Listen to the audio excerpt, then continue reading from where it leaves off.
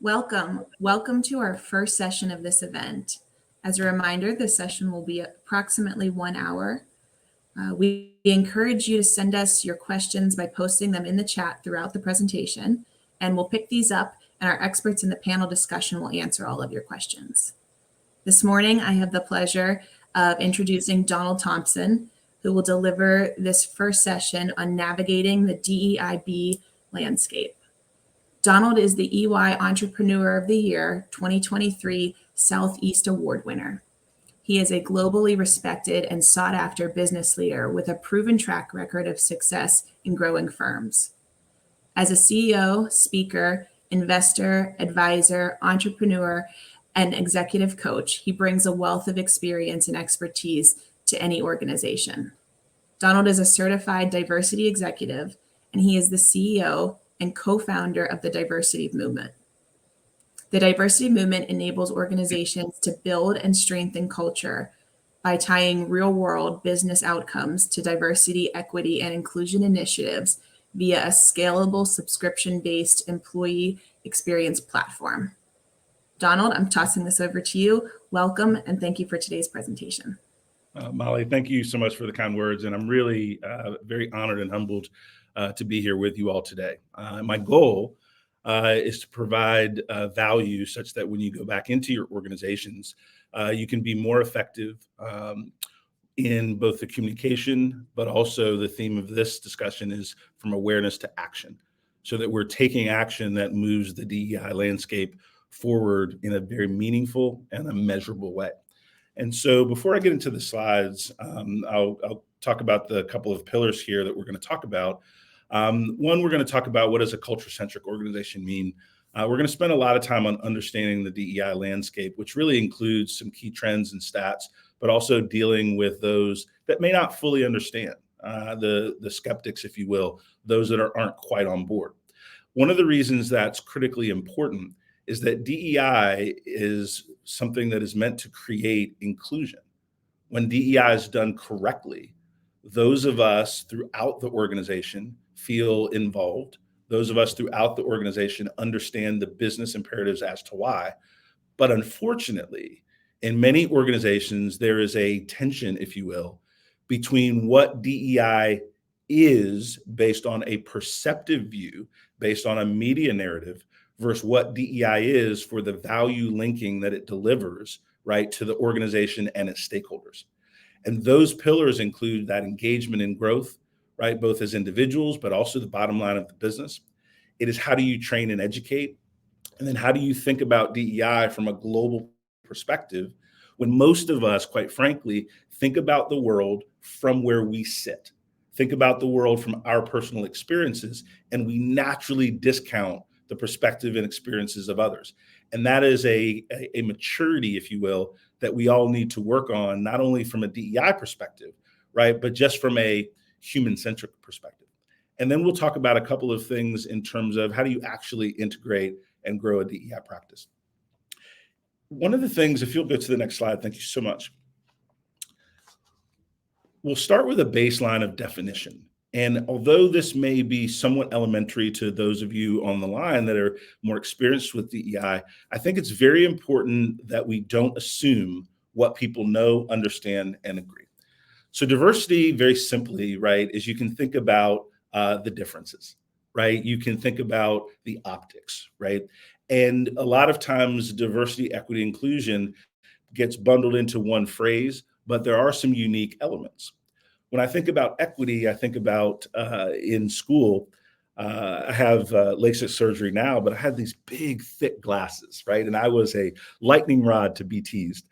But I would ask teachers if I could sit closer to the front of the room so I could see more easily. I really didn't experience any of my teachers or any of the students that said, you know what, I'll sit in the back and I'm happy for you to sit in the front. That is an example of equity. It didn't mean the tests were easier for me. It didn't mean that I got special attention or treatment. It meant that for my personal situation, I needed a reasonable accommodation to be able to enjoy the fruits of that educational environment. And so equity is really about how do we create an environment, right? That people can succeed just like one another. Very simply, think about the fact that in our buildings in the US and then across the globe, there are many mandates for wheelchair ramps. No one really disagrees that that's a good thing, right? But it is a simple accommodation that allows people to move forward. Another example of equity in a business sense. Think about all of the meetings we go to with an agenda that's sent out an hour before the meeting, with the pre-reads an hour before the meeting. Many of us learn differently. So what if the agenda was sent out a day before with the pre-reads? So those of us that need a little bit more time to assimilate information can be just as productive in the meeting as those of us that can pick up things on the fly. Those are some specific examples of equity. Inclusion is how do you bring people in from a meaningful involvement perspective? How do you think about inclusion in a meeting when someone might be an introvert, so they're a little more quiet? That doesn't mean that the power of their thinking is any less. So inclusion is if you're facilitating a meeting or an event, do you make sure that Sarah has an opportunity to contribute? Do you make sure that John, who might be a little bit more boisterous, gets a chance to share their view, but is gently but firmly described? John, could you hold that additional comment so that we can get a feel for the rest of the room, because we want all ideas to help move us forward. Inclusion is how do you increase the participation? And belonging is, do I have the ability to bring my full self at work? And that is a broad sense, but let me give now a couple of examples, because I like to think things in the very practical terms. So belonging means different things to each of us, but do I feel comfortable with who I am in the workplace such that I don't feel judged, that I feel like there's a place for me, that I feel like my management, my leadership, my team members care for not only what I produce, but for me as a person? A lot of times, one of the things that we think about when we have these large DEI program is belonging is one of the key elements that's triggered by your relationship with your immediate coworkers and your immediate manager. So when we think about belonging as leaders, we need to think about how we give and receive feedback. When we think about belonging as a leader, we need to think about who are we bringing forward and including, right, when people are having things happen to their life outside of the business. So that's the foundation of diversity, equity, inclusion, and belonging. Next slide.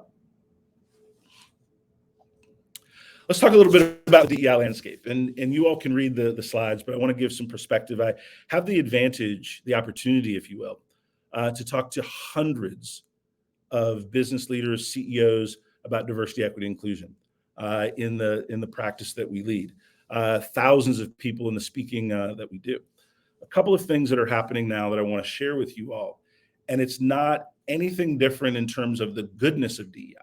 It really is, how do we combat those that don't have that full level of understanding of the value linking of diversity, equity, inclusion, and belonging to the business case.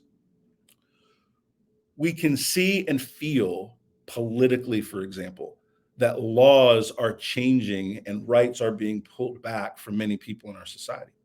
We can see in the political narrative in our arena, and it doesn't matter what political party you're a part of, it just is very clear that there is a certain subset of our environment, of our economy, that doesn't fully understand how DEI contributes to the business value.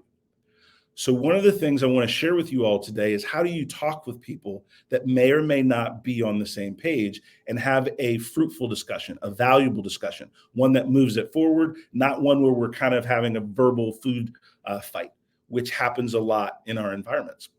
The one thing to remember is that business leaders and stakeholders have a certain language that they communicate. And a lot of times, diversity, equity, inclusion practitioners, we talk in terms of the human-centric value of DEI, which is right, is important, it's thoughtful, and it matters.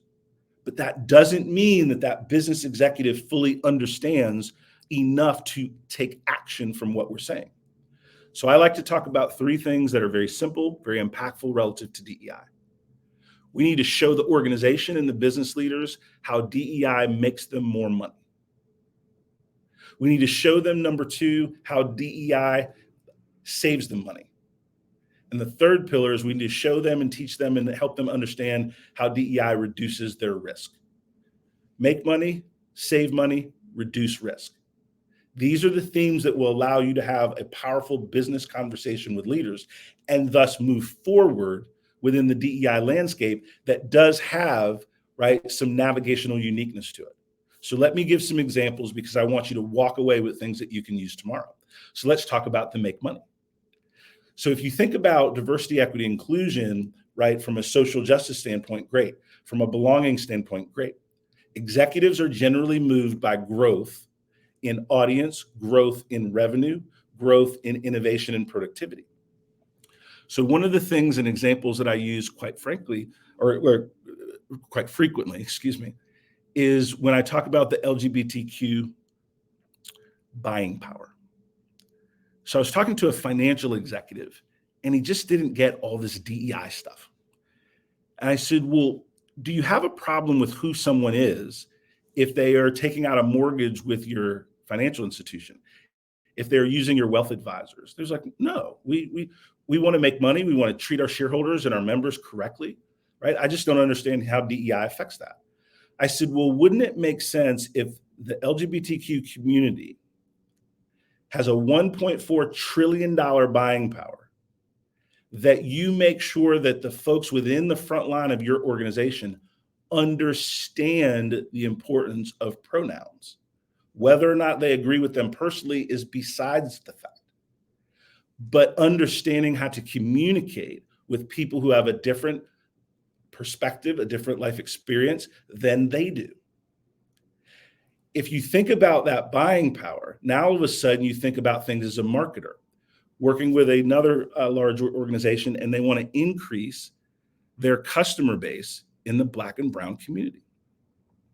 So they want to think about marketing and the language and the imagery and the phrases, but also they want to think about how do they train their frontline professionals to be more relatable to people that have a different background. These are examples and discussions and topics that I have with business leaders that, yes, we're talking about DEI, but we're talking about DEI bringing more business value to the bottom line, the make money component. The save money component is we think about retention, we think about turnover, we think about productivity. So when you're thinking about those types of things, when you work to recruit a diverse talent pool, you would want to retain and keep them. So then we look at the numbers of what it costs you to turn over a high-performing employee. And then we talk about the triggers for better retention. When we talk about risk, I talk to business executives about the litigious nature of our society right now. And how if you have people managers and executives that are not trained in how to be an inclusive leader, you create more risk for your business because words matter. The tone, the temperament, the way you come across to people absolutely matters. So again, make money, save money, and reduce your risk is the mindset and the mantra that we need to build our programming when we're talking to the business leaders and executives. Next slide. Here are a couple of quick numbers that further link to employee engagement that we think are really important. The bottom line is this. We all have very similar characteristics when you look at things broadly. People want to take care of their families. They want to be treated well at work. They want to be paid a fair wage for the work that they do.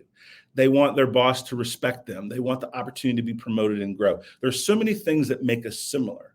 The one thing that I encourage all of us to do is not seize on the things that make us different, but build our DEI platforms within our organizations within the missions, the values, the objectives that the organization already has adopted so that you can swim, right, with the right lane in the stream as your executive teams. And one of the things that most executives desire, especially in sectors that are going through layoffs and different things, with the employees that remain with the team, they want higher engagement, higher productivity, higher retention. Next slide. Let's talk a little bit about some of the misinformation out there. And this is, I smile, it's not a funny topic, it's kind of an uncomfortable laugh, if you will. But people say some ridiculous things, right, when it comes to diversity, equity, inclusion. And one of the things that you have to do, and we encourage everyone to think through, is just remember that people that are in that skeptic category or are inundated with misinformation, they're not the enemy of what we're trying to do. They're actually the opportunity to expand those that are curious or committed. So here's an example. When I think about folks that might have a less than positive view of diversity, equity, inclusion, I think they are in three categories. There's a third of that group that's never going to get it. They don't want to get it. They don't care. And you're not going to say anything to convince them. We do not have a game plan for that third. There's another third of the group that just doesn't have education that aligns for what they do at work. Here's an example of that. I was talking with an executive in the sales profession, and he had about 100 sales professionals that were part of his team globally. And he said very directly to me, he said, Donald, I don't really care about this DEI stuff. It's not helping me get to President's Club. It's not making me any more money. It feels like we're having a political discussion at work, and I just don't get it. And I said, okay. I said, can I ask you a few questions? He said, sure. He said, I'm enjoying talking to you. He said, I just don't understand. I said, okay. I said, well, what's the quota for one of your sales professionals? And he said, based on experience in the market, it's between $3 to $5 million. Right? And if you think about 100 sales professionals, this person was responsible for the revenue for a pretty big business.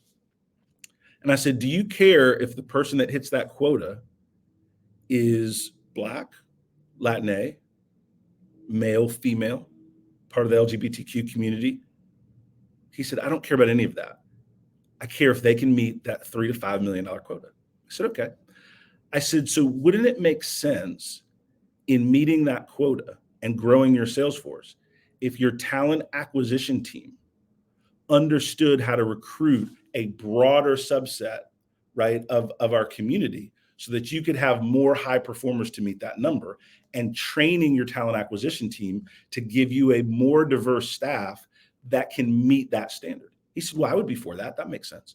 I said, do you realize that in today's environment, if you say man hours and you're talking to more women leaders in the workplace, would you be okay with changing that language from man hours to person hours so that your sales professionals could be more relatable? He said, well, that makes sense, right? I don't want to offend anyone. I want to grow my business and meet my numbers. So that would make sense. I said, okay. I said, well, if you're looking at growing your sales force, would it make sense that you all read a book about inclusive language so that you use terms that drive conversations forward independent of your personal beliefs so that people feel more comfortable talking to your sales team? And after the fourth example, he just smiled at me. He said, Don, I'm not against DEI. He said, I'm against the way it's been portrayed to me. In 10 minutes, you've talked to me about 4 different things that could help my sales team be more relatable in the marketplace. I'm very interested in that. Back to that pillar is he was critical. I moved him to curious because I gave examples of how DEI helps him win in the marketplace. That is the superpower.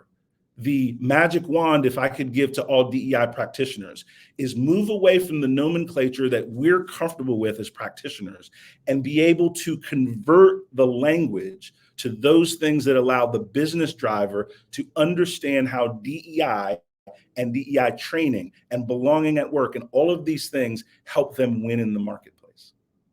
Next slide.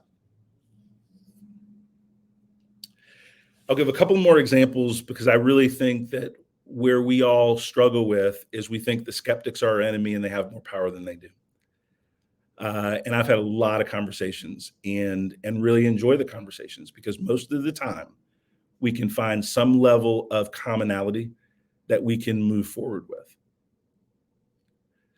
I'm a Christian and politically conservative. Where's my voice in this cancel culture? And I've heard this one more than once. Depending on the tone and the temperament of the person that shares it, right? But one of the things that I talked to them about is I said, well, No one is trying to change your religious affiliation, how you feel, your faith. But as a business leader, do you want to be able to only lead a team of Christians? He said, well, no. I said, do you want to lead a talented group of people that is able to create and meet and exceed the standards of your organization? Well, yes. Well, then, if you're learning about things that are different amongst us, that only makes you a better, more relatable leader. But the goal is not to transform who you are, but to expand your thinking about who others are. And when we had that conversation, it was like a light bulb came off, because he was able to communicate his concern, but understand how that concern was not necessarily founded in the way we were trying to build out DEI practices. We should hire qualified people for the job and not have to choose someone diverse. No one's saying that. No one's saying you should have quotas. What we are saying is, do you have a high quality search if you're only recruiting from the same schools? Do you have a high quality search if you are only talking to a certain demographic of our society? Do you have a qualified search if you have not reviewed the hiring practices and the way you write your job descriptions? Because there's very, very clear evidence that men and women, for example, if a man sees a job description that he believes he's 65 to 70% qualified for, he'll apply for the job. A woman won't apply for the job unless they feel that they are 80 to 90% qualified for that job, based on the way the description is written. So therefore, it makes sense for us to take a look at how we're writing the job descriptions so that we don't eliminate highly skilled, highly qualified candidates because of the way we represented the role in the job. Well, that makes sense, because ultimately what you want as a business leader is the best choices that allow you to deliver the best outcomes for the business. The one thing that I really try hard to do is not to personalize the skeptics of others, but to create an environment where they can fully communicate what they don't understand in a way that I can use that communication to redirect it in a positive way. And that would be one of the big takeaways that I would love to share with you and hope that everyone would grasp. Why are there not ERGs for the white man? I was like, well, this one, it's not tricky, but I always smile when I say that, right? And I just say, the boardroom is your ERG. You've had one for years, right? And then they'll laugh a little bit at XYZ. And the reality is, employee resource groups are a way that people can connect, can communicate, right? And what we're trying to do is not to denigrate who you are, but those that have not had a voice, to try to give them one, to try to give them that opportunity to grow and learn. And most folks are really spouting things that they've heard, not things they believe or fully understand. And when I get them to talk through that, it normally creates a much more powerful, much more lasting dialogue. And the number one thing with belonging that we all want, even the skeptics, is to feel like we've been heard, to feel like we've been understood. And that doesn't mean we're necessarily going to agree, but it does mean we want to give space for the skeptic, because that's where we learn. And then if I can move somebody that is critical to curious, I have a better opportunity to grow DEI within that organization. Next slide. Thank you so much. I've covered some of these items throughout, but there's three levels, right? When you think about people, when you think about planet, when you think about profitability, DEI from a cultural add to your business is just a win, because there's bottom line benefits. I think most people are starting to get their head around those things, understand those things, have a perspective. I think really where the challenge lies is, how do we properly integrate DEI programming into the flow of the way people work, into the flow of how we all come to show up each day? Do we create an environment and space that if you have something that is hitting you in your life? I'll give an example. I was talking with a colleague, and we were talking about diversity, equity, inclusion, and belonging. And this individual had something very personal happen in his life, and it was the dilution of a marriage. Right, he'd gotten a divorce. And if any of you have been through that, known people that have been through that, it's a traumatic thing. But most people don't have that top line when you're talking about diversity, equity, inclusion, and belonging. Belonging has to do with things that impact us externally that affect how we show up and our ability to be productive. And these are all of the kind of life things that impact us. You can think of something as wonderful as adding a new family member, right, to your family, which is a beautiful thing, right?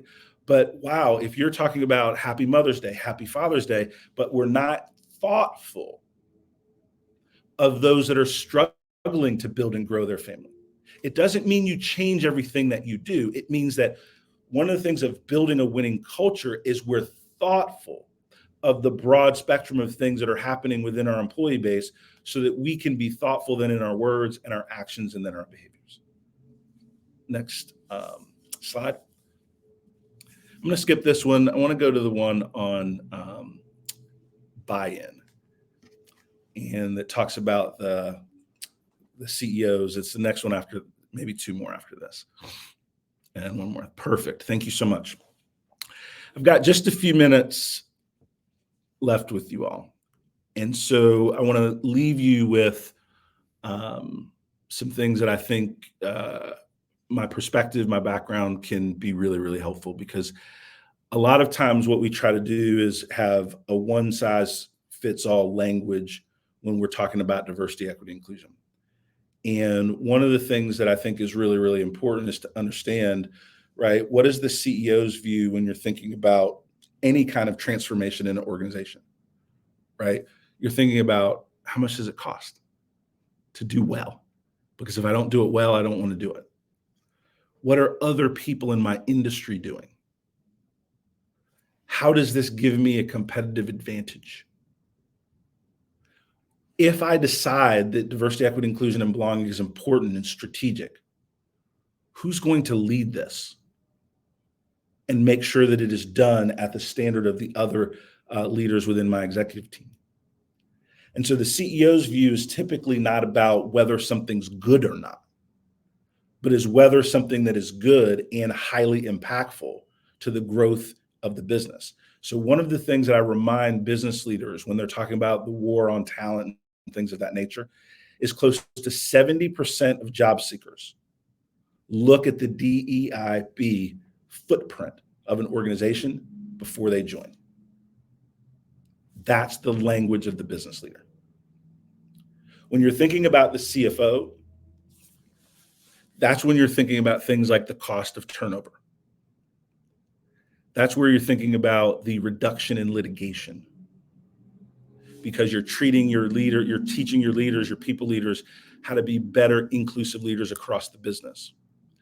You're thinking about, from a CFO perspective, right, that value of retention, but that increase in productivity, because everyone knows the phrase of we've got to do more with less. Well, people are more productive if they're happier. And I've not met happy employees that have bad managers. So that means the CFO needs to understand the value of that investment in inclusive leadership training, right? In making sure that your wellness program is top flight, not just a checkbox.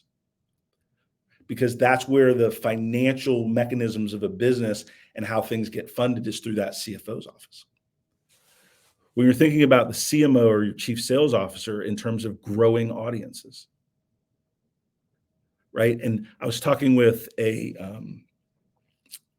CMO of a pretty large global retailer, and we talked about accessibility. Is your website accessible? Have you chosen the color palettes such that folks that are blind or low vision can have a great experience on your site?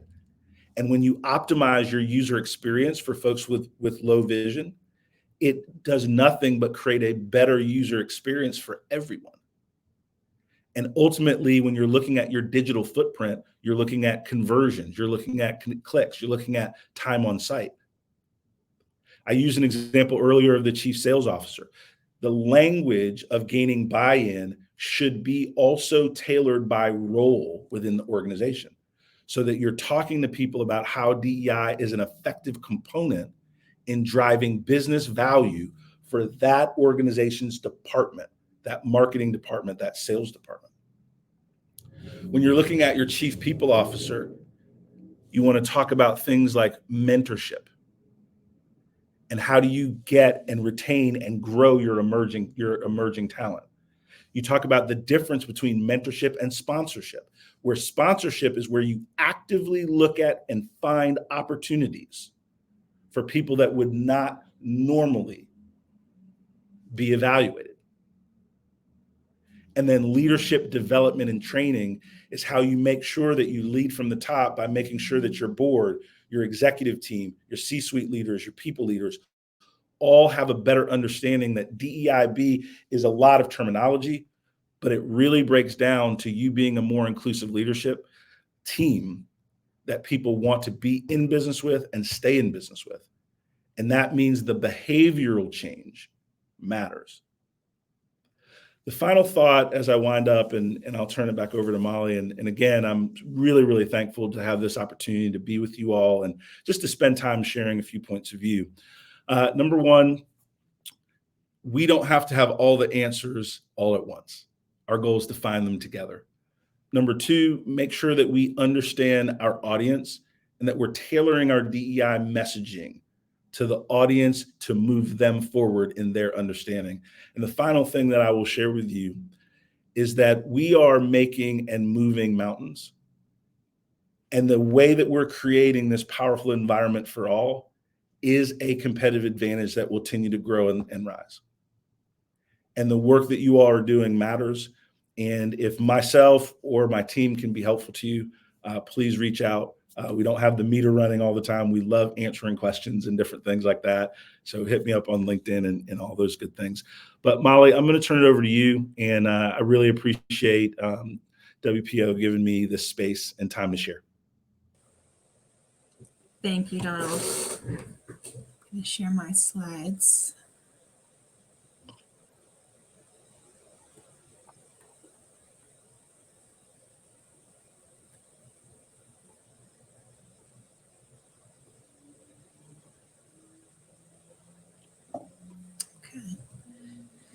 You'll be seeing a lot of me this morning. And as I host this event on behalf of Workplace Options, I'm finding myself here as a presenter, and as a host, but mostly here as a learner. So Donald, thank you for that. It was very helpful. And I see a lot of the titles popping up in the chat who are in the same space as I am. So I'm guessing that was very helpful for them as well. So as I'm here, I thank you for allowing me a little bit of time to share with you what Workplace Options have done. This morning, I'm going to be talking with you about the last 12 months and what that's looked like for me personally, and what Workplace Options has done, what we've built, and where we're going. And as I present, I hope that you find what we've done to be informative. But mostly, I hope that you leave with a little bit of confidence more than where you started, if you haven't started your journey already. And if you've paused your journey, I hope that this kickstarts it back up to keep going, and that you integrate anything that you've learned today into your own journeys. So our journey from awareness to action, I'm going to talk with you only about the last few years and the next 12 months, but that DEIB journey started for us in 2020 with the creation of our DEIB committee. And that is a group of 25 members globally that represent all of our regions. We've created 9 trainings from that team hosted on our LMS platform. We've integrated their work into global celebrations and informative trainings throughout the years. And that foundation of these wonderful employees who've given their time led us to 2022, which is when we hired a consultant, an external consultant, to help us do a gap analysis. And this is where my journey really started with the DEIB space. I'm going to be a little vulnerable this morning and share with you that this was not an easy space for me to step into. I was hesitant, and I'll talk with you a little bit about why I was hesitant. But we hired a consultant to do this gap analysis of our workplace, and that included exposing all of our policies, procedures, our websites. We invited the consultant in to host focus groups for our employees and meet with our human resources department, interview our senior leadership team. And this was when we committed our time to really investing time and resources and raising our learning threshold as an organization. This journey for me, as the chief of staff of a company with employees in 20 plus locations and 1,500 employees and partners with different cultures and languages and religions, I felt like we had a built-in safety net for DEI. I felt like if you looked around, we had it nailed because we're a diverse organization. It was natural, and I felt a lot of pride in that. And through the last few years of learning, I realized I was partly wrong. We are diverse. We are an amazing company that does wonderful things. We have an amazing culture that I'm so proud of, but we didn't have a clear defined program. We didn't have measurable targets to ensure the outcomes we wanted. And I was allowing our program to get a pass of just doing better from year to year, whereas I never would have been able to get away with that with another company objective. I never would have just been able to go to our senior leadership team and say, we're doing well, we're doing better. And that pass that we were giving ourselves is the thing I'm most proud of that we've gotten rid of with the measurable targets we've put into place. For me personally, I wasn't sure if I was prepared to lead this initiative. I wasn't sure if it was the role of HR, and I had moments where I thought, why can't we just hire someone to take this on? But the truth is that it was my responsibility as a senior leader. Our HR department was qualified to participate in this process. Our DEI committee is strong, and culture's not just my objective. It's a business objective, and it's everyone's responsibility. So I dove headfirst. I started reading. I joined webinars like this. I joined a group focused for executives navigating the DEI and CSR space. And I received the most importantly timed advice, which was give yourself permission to take on as much as you can handle in this space, and you don't have to do it all at once. Hearing that other companies weren't solving everything all at once in the DEI space was a relief to me, and it gave me that push to help our group get to the next stage of what our program was going to look like. So I'm going to show you our policies. I'm going to I'm going to chop it up for you so that you can see exactly what we've done. And I'm going to share those with you so that hopefully if you need a starting point, you can take something that we've done and take it back to your own organization.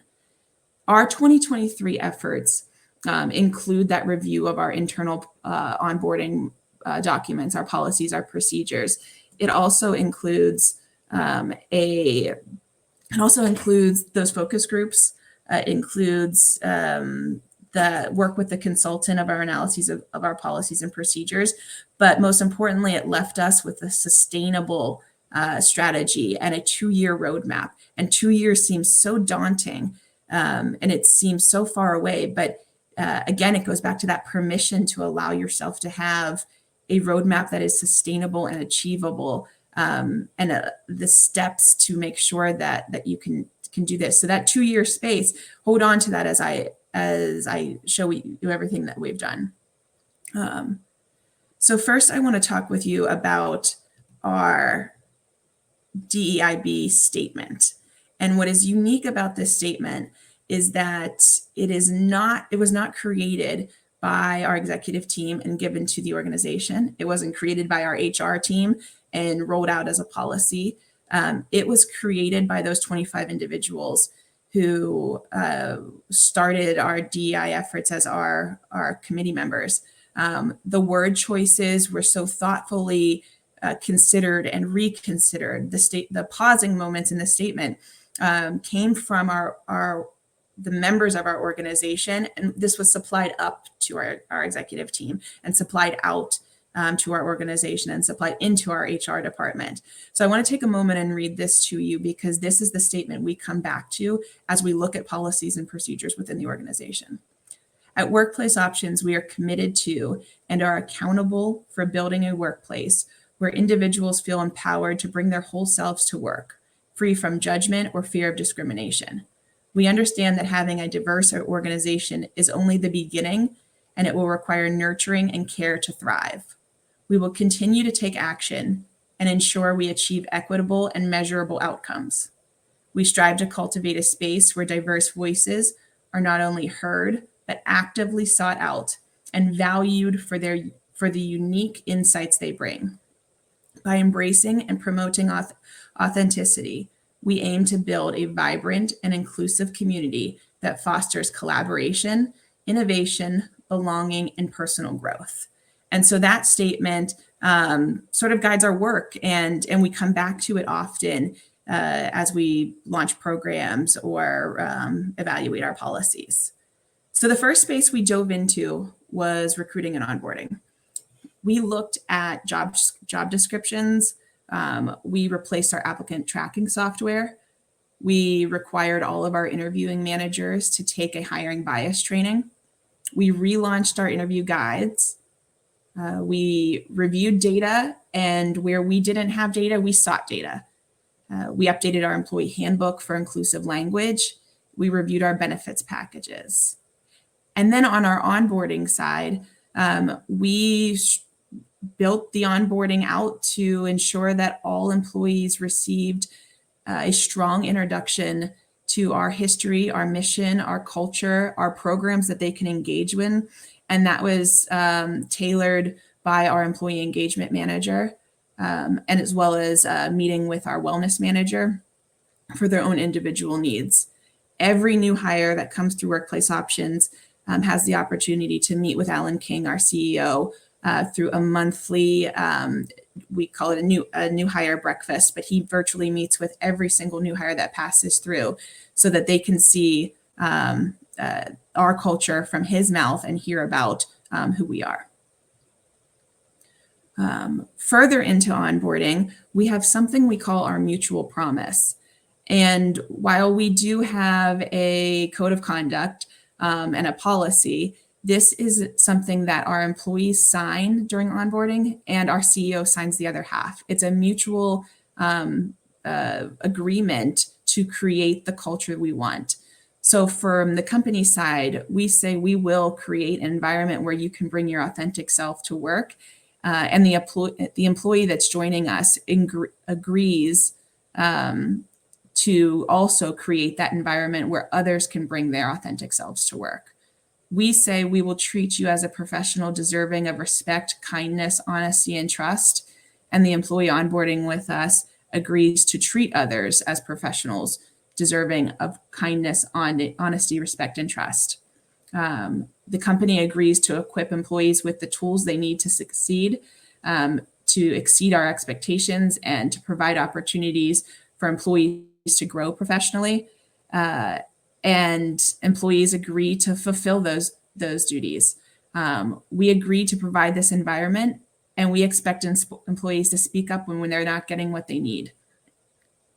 We agree that we will conduct business with integrity and transparency, and we ask that employees report any behaviors that go against that. And so this mutual promise is something signed on day one between our CEO and the new employee, and upheld through all of our actions in the company. That's just a taste of what we've done for onboarding. I want to talk with you a little bit about some of our policies. We created this 2-year roadmap to update all of our policies and procedures. And to think that someone has 2 years to get through all of your policies seems like a lot until you start looking at how many policies and procedures you have. We updated our DEI policy. And I won't read this one to you, but it essentially says that our employees are the most valuable asset we have, and that we are committed to creating a space where all of our employees can thrive. You heard Donald mention about feedback for employees, and one way that we looked at this space was through investing in a performance management program. This included the investment into a robust tool through a company called Culture Amp that allows our employees to complete an assessment cycle, a self-reflection of their experience, and encourages them to ask questions about their future, the pathways that we have at WPO, and their needs. We trained managers on how to deliver feedback and how to have difficult conversations. And then we worked with a people scientist prior to launching to create this assessment tool with questions and space for employees to receive equal attention to their careers. So our employees now go through an annual performance management cycle where they are provided with clarity about opportunities they have for development and advancement. It's an opportunity for our managers and staff to deepen the alignment around expectations. It provides insight to our leadership team on how we're doing as a team towards meeting our mission and our goals. And it's a space for our employees to showcase their accomplishments and aid our managers in decision making. And this we really felt was a step in the right direction for us in leveling the playing field in terms of the feedback cycle. This feedback cycle is very important to us because of the services we deliver, is caring for others. And so we provide a annual employee engagement survey where we survey all of our employees. Over the last 2 years, we added in questions around the DEIB space of our employees' experiences. And we take that feedback and then create a 12-month roadmap to address concerns that come from our employees, to strengthen, to add on to strengths that our employees are experiencing that they like. And I'm proud to say that we have one of the highest engagement scores of any of the companies who participate as purchasers of this platform. It's something that has become ingrained in our culture, and our employees know that they will receive a response to their feedback, and that we read every response, and that their feedback is safe with us. So in addition to this feedback cycle of the annual assessment, employees also receive that annual engagement survey. We have focus groups, town halls, and sip and chats with our leaders. Our senior leadership team hosts weekly meetings with our management team, and all of the feedback cycles are built on top of each other so that there's a connection between the annual feedback, weekly feedback, and daily feedback. In addition to feedback, recognition is important. So we launched a employee recognition platform. This platform allows employees to celebrate the work that they do and reward employees with public recognition, but also it's a system where employees can give peer-to-peer feedback, boss to employee feedback, sometimes employee to boss feedback, and they can exchange points and cash out those points as they support each other's work. So this was one celebratory way that we found, and the platform that we chose has equitable cash out options around the world.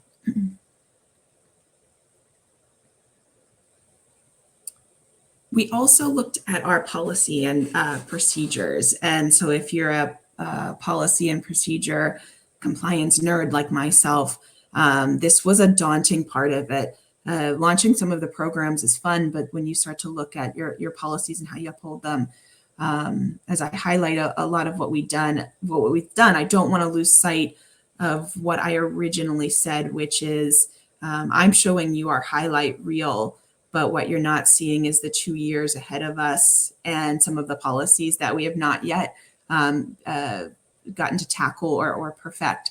So this year we've looked at our well-being strategy guide, our employee handbook, our benefits guides, our lactation policy, and our travel policy. But I do want to remind you, as you see all of this, of the advice that I received, which is take on as much as you can successfully handle as you build towards your measurable outcomes for your organization. And your 2-year roadmap may look a lot larger than ours, or it may look a lot smaller, and that's okay. So our 2-year roadmap, what it results in for us is us creating and sustaining a workplace that fosters an inclusive culture, employee growth, and employee engagement. Our 2-year roadmap results in support and empowerment of our people. It enhances our business performance and our reputation, and allows us to become an ally in our communities and expand community engagement and impact. So what you're not seeing is the spreadsheets and the timelines and the nitty-gritty work that's behind the scenes, but everything feeds up into these 4 categories for us to be successful over the next 2 years. And we've prioritized those policies and procedures reviews. We've prioritized the trainings that we're going to release. So what 2023 and 2024 look like for us as we round out this year and enter into next year is we are launching our first ERG program in 2024. We are linking oversight of the DEIB committee with our people committee, so that committee has additional support and senior leadership support. We are committed to provide new, customized, and meaningful annual DEIB training to all of our employees. We have an annual review of those policies and procedures, and we have our roadmap for 2024 of which policies we plan to tackle with this DEIB lens. We will continue to be constantly reviewing our hiring practices, educating our managers, and looking at the candidate experience from candidate to onboarding. And we will also be linking our DEIB committee with our proposals department. So these are our immediate future milestones that we're working on, and wanted to share that with you in case that sparks a milestone for your organization. So as we wrap up this session, Donald, I want to thank you for your insights today, for allowing me to showcase a little bit about what Workplace Options is working on. And I hope that this morning's session was helpful for you. As we close out this session, I want to remind you to please continue to put your questions in the chat. Either our panel or our final discussion will handle the answers to those. Please put comments in as well, and join us for our next session, which is the panel discussion that will start in a few minutes. So thank you very much.